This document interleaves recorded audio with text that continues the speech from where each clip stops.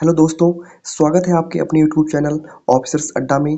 दोस्तों, हमने जो आरओ के प्रीवियस ईयर क्वेश्चन की जो नई श्रृंखला शुरू की है, उसकी आज तीसरी क्लास है, जिसमें जीव विज्ञान के सभी प्रश्नों को हमने सम्मिलित किया है। ठीक है, बढ़ते हैं आज की तीसरी क्लास के पहले प्रश्न पे। पहला प्रश्न जो है, निम्न रक्तवर्ग सार्वत्रिक दाता होता है। इस पे पूछ रहा है कि ऐसा रक्तवर्ग है जिसे हम सार्वत्रिक दाता कहते हैं। ऑप्शन ए रक्तवर्ग बी को, ऑप्शन बी रक्तवर्ग ओ को, या फिर ऑप्शन सी ए को, ऑप्शन डी ए बी को। ठीक है, इसका जो सही उत्तर होगा वह होगा ऑप्शन बी यानी ओ को। यानी ब्लड ग्रुप जो आपका ओ होता है उसे सार्वत्रिक दाता कहते हैं। इस प्रश्न की व्याख्या को हम देखते हैं। रक्त वर्ग ओ, जिसे सार्वत्रिक दाता यूनिवर्सल डोनर भी कहते हैं, क्योंकि इसमें कोई एंटीजन नहीं होता, यानी कोई प्रतिजन या एंटीजन नहीं होता है, अतः इसका रुधिर सभी वर्ग के व्यक्तियों को चढ़ाया जा सकता है, इसीलिए इसे सर्वदाता कहते हैं। ठीक है, दूसरी ओर इस वर्ग के प्लाज्मा में दोनों प्रतिरक्षियों की उपस्थिति के कारण किसी भी अन्य वर्ग के व्यक्ति का रुधिर इस वर्ग के व्यक्तियों को नहीं चढ़ा सकते हैं। रक्त वर्ग ए बी जो होता है वह सार्वत्रिक ग्राही होता है, इसलिए इसका जो सही उत्तर होगा वह होगा ऑप्शन बी यानी कि ब्लड ग्रुप ओ। बढ़ते हैं आज के अपने दूसरे प्रश्न की तरफ। दूसरा प्रश्न है, लाल रक्त कणिकाएं मुख्यतः बनती है। ऑप्शन ए है यकृत में, ऑप्शन बी है गुर्दे में, ऑप्शन सी है हृदय में, ऑप्शन डी है अस्थिमज्जा में। इसका जो सही उत्तर होगा वह होगा ऑप्शन डी यानी कि अस्थिमज्जा में।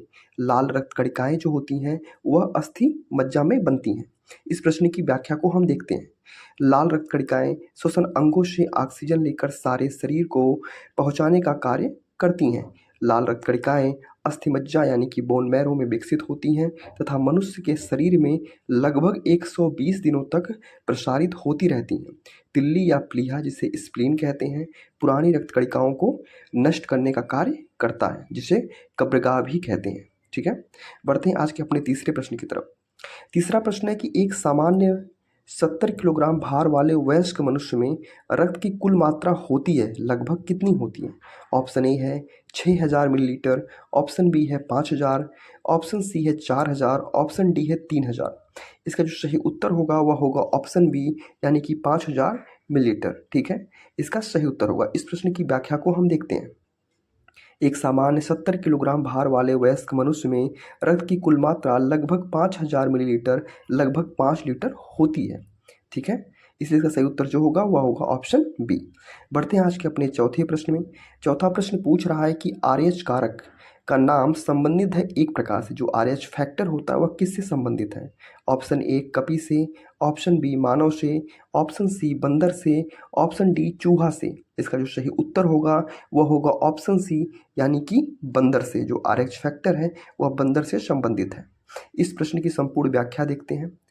1900 ईस्वी में कार्ल लैंडस्टर ने 4 रक्त समूहों यानी ए, बी, ए बी तथा ओ की खोज की थी। बाद में रिसस बंदर में एक अलग फैक्टर ढूंढा गया जिसे आरएच फैक्टर नाम दिया गया। जहां रक्त समूह ए में एंटीजन ए पाया जाता है, वहीं रक्त समूह बी में एंटीजन बी उपस्थित रहता है, जबकि ए बी समूह में ए और बी एंटीजन दोनों, यानी यहाँ पे ए जो मिसप्रिंट है इसको आप देख लीजिएगा, दोनों तथा ओ में कोई एंटीजन नहीं पाया जाता। किसी खास रक्त समूह के रक्त को जब विपरीत रक्त समूह में मिलाया जाता है तो रक्त थक्के के रूप में जमने लगता है, जिसे रक्त स्कंदन यानी कि ब्लड क्लॉटिंग कहते हैं। चूंकि ओ समूह के रक्त में न तो कोई एंटीजन उपस्थित होता है रहता है, न ही आरएच फैक्टर, अतः इस रक्त समूह का रक्त किसी व्यक्ति को देने पर कोई स्कंदन नहीं होता है। ठीक है, जिसका जो हमने पहला क्वेश्चन देखा था वह यही बता रहा है। ठीक है, इस व्याख्या को आप ध्यानपूर्वक देखिएगा क्योंकि व्याख्या से भी प्रश्न पूछे जाते हैं। ठीक है, बढ़ते हैं आज के अपने अगले प्रश्न की तरफ। जो पांचवा प्रश्न है वह ऑक्सीजन जो प्रकाश संश्लेषण से उत्पन्न होती है आती है, यानी यह पूछ रहा है कि ऑक्सीजन जो प्रकाश संश्लेषण से उत्पन्न होती है वह कहाँ से आती है। ऑप्शन ए जल से, ऑप्शन बी कार्बन डाइऑक्साइड से, ऑप्शन सी क्लोरोफिल से, ऑप्शन डी फास्फोग्लिसरिक एसिड से। इसका सही उत्तर होगा वह होगा ऑप्शन ए यानी कि जल से। ठीक है, इस प्रश्न की व्याख्या को हम देखते हैं। पौधों की प्रकाश संश्लेषण क्रियाओं से निकली समस्त ऑक्सीजन जल से प्राप्त होती है, इसीलिए सही उत्तर जो होगा इसका ऑप्शन है यानी कि जल से। बढ़ते हैं आज के अपने छठे प्रश्न की तरफ। जो छठा प्रश्न है, प्रकाश संश्लेषण प्रक्रिया के लिए निम्नलिखित में से किसकी उपस्थिति आवश्यक नहीं है? ऑप्शन ए सूर्य का प्रकाश, option B oxygen, option C जल, option D carbon dioxide.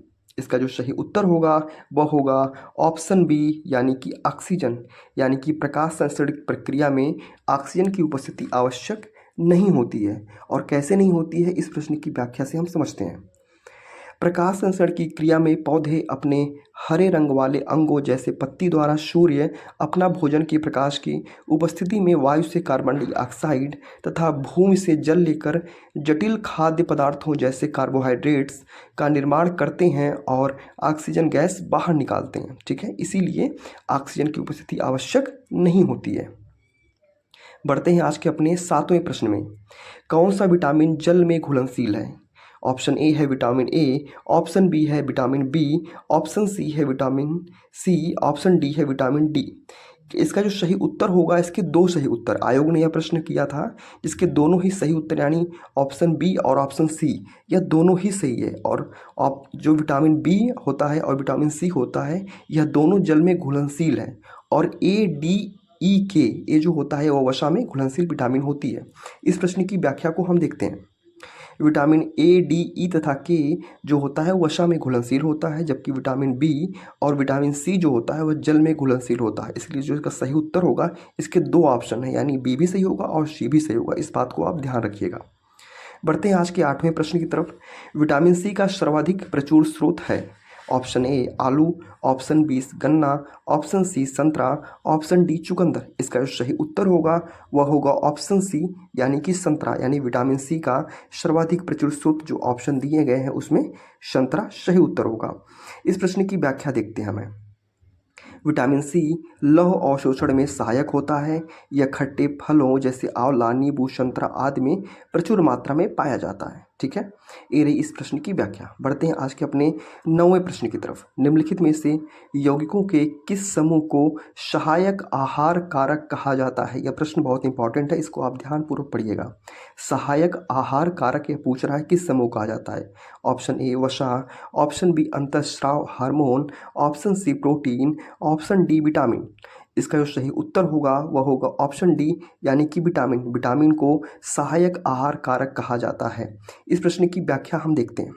Vitamin एक ऐसा यौगिक है जो सहायक आहार कारक भी है।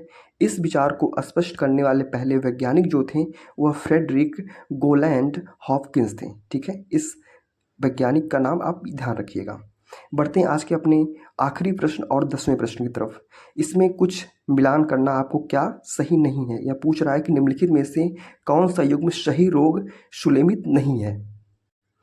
जिसका ए है नियासिन से कमी से क्या पेलाग्रा होता है, और ऑप्शन बी है जो है थायमीन की कमी से वेरी वेरी होता है, ऑप्शन सी है विटामिन डी की कमी से सूखा रोग, और ऑप्शन डी है विटामिन के से बांध्यापन। इसका सही उत्तर होगा जो सुलेमित नहीं है वह ऑप्शन डी है, यानी विटामिन के। विटामिन के जो होता है वो रक्त के थक्का के लिए होता है, न कि वंध्यापन से होता है। ठीक है, और ए बी सी जो है यह सही है। इस प्रश्न की व्याख्या को हम देखते हैं। विटामिन के की कमी से रक्त के थक्का बनने में समस्या होती है, जबकि अन्य सही समस्त विकल्प जो है वह सही है, जैसा कि आप इस विकल्पों को, इस ऑप्शन को आप देख सकते हैं। ये रहे आज की तीसरी क्लास की 10 महत्वपूर्ण प्रश्न जो विज्ञान के जीव विज्ञान खंड से आयोग ने प्रश्न किए थे। ये सभी प्रश्न व्याख्या को आप ध्यानपूर्वक पढ़ा करिए, क्योंकि व्याख्या से भी प्रश्न आते हैं।